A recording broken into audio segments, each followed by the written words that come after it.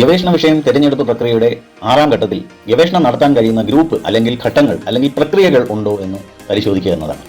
ഗവേഷണം നടത്താൻ കഴിയുന്ന പ്രക്രിയകൾ അല്ലെങ്കിൽ ഗവേഷണം നടത്താൻ കഴിയുന്ന ഘട്ടങ്ങൾ അല്ലെങ്കിൽ ഗവേഷണം നടത്താൻ കഴിയുന്ന ഗ്രൂപ്പുകൾ ഉണ്ടോ എന്ന് പരിശോധിക്കുക എന്നതാണ്. ഒരു ഗവേഷണ പ്രോജക്റ്റിന്റെ പൊതുവായ ഒരു ആവശ്യം പ്രാഥമിക ഡാറ്റ സൃഷ്ടിക്കുകയോ ഉപയോഗിക്കുകയോ ചെയ്യുക എന്നതാണ്. ഗവേഷണ പ്രോജക്റ്റുകൾ ശ്രദ്ധ കേന്ദ്രീകരിക്കുന്ന പരീക്ഷണങ്ങൾ, സിമുലേഷൻ, നിരീക്ഷണം, സർവേ, പുരാവസ്തുക്കൾ, പ്രാക്ടീസ് അടിസ്ഥാനമാക്കിയുള്ള ഡിസൈൻ പഠനങ്ങൾ എന്നിങ്ങനെയുള്ള ഡാറ്റ സൃഷ്ടിക്കാൻ കഴിയുന്ന, തിരിച്ചറിയാൻ കഴിയുന്ന ഗ്രൂപ്പുകൾ പരിഗണിക്കുന്നത് വിദ്യാർത്ഥി ഗവേഷകന് ഉപയോഗപ്രദമാണ്. അപ്പോൾ ഡാറ്റ സൃഷ്ടിക്കാൻ കഴിയുന്ന ഗ്രൂപ്പുകൾ ഏതൊക്കെയാണെന്ന് നമുക്ക് നോക്കാം. ആദ്യമായി പരീക്ഷണങ്ങൾ. നിയന്ത്രിത പരീക്ഷണങ്ങൾ പല എഞ്ചിനീയറിംഗ് പഠനങ്ങളുടെയും പ്രധാന ഭാഗമാണ്. ഗവേഷകർ നിർദ്ദിഷ്ട വ്യവസ്ഥകൾ സജ്ജീകരിക്കുകയും വേരിയബിളുകൾ കൈകാര്യം ചെയ്യുകയും പരികൽപ്പനകൾ പരീക്ഷിക്കുന്നതിനും, അതായത് ഹൈപ്പോത്തിസിസ് പരികൽപ്പനകൾ പരീക്ഷിക്കുന്നതിനും ഡാറ്റ സൃഷ്ടിക്കുന്നതിനും ഫലങ്ങൾ അളക്കുകയും ചെയ്യുന്നു. രണ്ടാമത്തെ ഗ്രൂപ്പിലെ അംഗം എന്ന് പറയുന്നത് സിമുലേഷനാണ്. കമ്പ്യൂട്ടർ സിമുലേഷനുകൾ എഞ്ചിനീയർമാരെ സങ്കീർണമായ സിസ്റ്റങ്ങളെ മാതൃകയാക്കാനും ശാരീരിക പരീക്ഷണങ്ങളില്ലാതെ വലിയ അളവിൽ ഡാറ്റ സൃഷ്ടിക്കാനും അനുവദിക്കുന്നു. Fluid dynamics, structural analysis, material science തുടങ്ങിയ മേഖലകളിൽ സിമുലേഷനുകൾ വ്യാപകമായി ഉപയോഗിക്കപ്പെടുന്നു. മൂന്നാമത്തെ ഗ്രൂപ്പ് മെമ്പറാണ് നിരീക്ഷണങ്ങൾ. യഥാർത്ഥ ലോക പ്രതിഭാസങ്ങളെക്കുറിച്ചുള്ള ഡാറ്റ വ്യവസ്ഥാപിതപരമായി രേഖപ്പെടുത്തുന്നതിന് നിരീക്ഷണ പഠനങ്ങൾ ഉൾപ്പെടുന്നു. എഞ്ചിനീയറിംഗ് സിസ്റ്റങ്ങളുമായി ആളുകൾ എങ്ങനെ ഇടപഴകുന്നു എന്നതിൻ്റെ ഫീൽഡ് അളവുകൾ, കേസ് പഠനങ്ങൾ അല്ലെങ്കിൽ നരവംശ ശാസ്ത്ര നിരീക്ഷണങ്ങൾ ഇതിൽ ഉൾപ്പെടാം.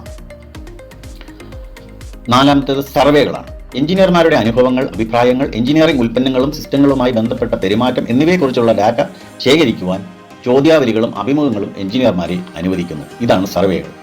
ആർട്ടിഫാക്ട് പഠനങ്ങൾ. നിലവിലുള്ള എഞ്ചിനീയറിംഗ് ആർട്ടിഫാക്റ്റുകൾ, പ്രോട്ടോടൈപ്പുകൾ അല്ലെങ്കിൽ ഉൽപ്പന്നങ്ങൾ വിശകലനം ചെയ്യുന്നതിലൂടെ അവയുടെ ഡിസൈൻ, മെറ്റീരിയലുകൾ, പ്രകടനം, ഉപയോഗം എന്നിവയെക്കുറിച്ചുള്ള വിലപ്പെട്ട ഡാറ്റ സൃഷ്ടിക്കുവാൻ കഴിയും. പ്രാക്ടീസ് അടിസ്ഥാനമാക്കിയുള്ള ഡിസൈൻ പഠനങ്ങൾ വ്യക്തിഗതമായോ സഹകരിച്ചോ യഥാർത്ഥ ഡിസൈൻ പ്രക്രിയയിൽ ഏർപ്പെടുന്നതിന് അല്ലെങ്കിൽ ഡിസൈൻ ചിന്ത, തീരുമാനമെടുക്കൽ, അറിവ് സൃഷ്ടിക്കൽ എന്നിവയെക്കുറിച്ചുള്ള സമ്പന്നമായ ഡാറ്റ സൃഷ്ടിക്കൽ പ്രക്രിയയാണ്. ഡാറ്റ ജനറേഷൻ രീതി തിരഞ്ഞെടുക്കുന്നതിന് നിർദ്ദിഷ്ട ഗവേഷണ ചോദ്യം, സന്ദർഭം, ആവശ്യമായ ഡാറ്റയുടെ തരം എന്നിവയെ ആശ്രയിച്ചിരിക്കുന്നു. പരീക്ഷണങ്ങളും നിരീക്ഷണങ്ങളും പോലുള്ള ഒന്നിലധികം രീതികൾ സംയോജിപ്പിക്കുന്നത് എഞ്ചിനീയറിംഗ് ഗവേഷണത്തിൽ കണ്ടെത്തലുകൾ കൂട്ടിച്ചേർക്കുവാനും പഠനത്തിൽ കീഴിലുള്ള പ്രതിഭാസങ്ങളെക്കുറിച്ച് കൂടുതൽ പൂർണ്ണമായ ധാരണ നേടുന്നതിനും ഉപയോഗപ്രദമാണ്. ഏത് ഗ്രൂപ്പിനെ കുറിച്ചാണ് എനിക്ക് ഡാറ്റ ശേഖരിക്കേണ്ടത്? ഞാൻ ആ ഗ്രൂപ്പിനെ തിരിച്ചറിഞ്ഞു കഴിഞ്ഞാൽ ഇതെൻ്റെ ഗവേഷണ ചോദ്യങ്ങൾ എങ്ങനെ പുനഃക്രമീകരിക്കും എന്ന് ചിന്തിക്കേണ്ടതാണ് ഈ ഘട്ടത്തിൽ. എൻ്റെ തിരിച്ചറിഞ്ഞ ഗ്രൂപ്പ്, അതായത് പരീക്ഷണം, സിമുലേഷൻ മുതലായ അടങ്ങുന്ന ഗ്രൂപ്പിനെ കുറിച്ച് എനിക്ക് ചോദിക്കാൻ കഴിയുന്ന ചോദ്യങ്ങൾ എന്തൊക്കെയാണ്? പ്രസക്തിക്കായി ചോദ്യങ്ങൾ ഏതെങ്കിലും വിധത്തിൽ ലിങ്ക് ചെയ്തിരിക്കണം. ഒന്നിലധികം ഗ്രൂപ്പുകളെ കുറിച്ചുള്ള ചോദ്യങ്ങൾ ചോദിക്കാൻ ഞാൻ ഉദ്ദേശിക്കുന്നുണ്ടോ? പ്രത്യേകിച്ച് ബിരുദ തലത്തിൽ ഒന്നിലധികം ഗ്രൂപ്പുകളുടെ ചോദ്യങ്ങൾ ചോദിക്കുന്നതിലൂടെ ഗവേഷണ ചോദ്യങ്ങളിൽ ചില വ്യതിയാനങ്ങൾ ഉണ്ടാകാനുള്ള സാധ്യതയുണ്ട്. ഇത് തിരിച്ചറിയുന്നതിനുള്ള ഒരു മാർഗം ഒന്നിലധികം ആശയങ്ങൾ ഗവേഷണം ചെയ്യപ്പെടുന്നുണ്ടോ എന്ന് നോക്കുക എന്നത് മാത്രമാണ്. 8. തിരിച്ചറിയാൻ കഴിയുന്ന ഗ്രൂപ്പുകളുടെ എണ്ണം കൂടുന്നതിനനുസരിച്ച് ഗവേഷണ ചോദ്യങ്ങളുടെ പ്രസക്തി നഷ്ടം സംഭവിക്കാം.